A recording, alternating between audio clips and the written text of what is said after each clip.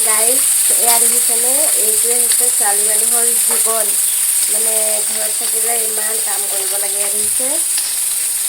মানে যিহেতুকে খানাটো অলপমান ভাল বনায় সেইকাৰণে আলহী আহিলে খানা বনোৱাৰ দায়িত্ব মোৰে হয় আৰু আজি আলহী আহিব মামীহঁত আহিব সেইবাবে খানা বনোৱাৰ দায়িত্ব মোৰ মাছ বনাই আছোঁ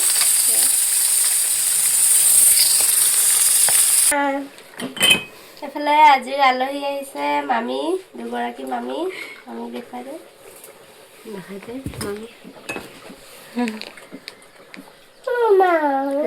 ডাঙৰ মামী এফালে আছে মামী পোৱালি এফালে সৰু মামী পুৰা মোবাইলত ব্যস্ত সেইফালে আছে ঋতুৰাজ আৰু মই এয়া চাহ দি আছো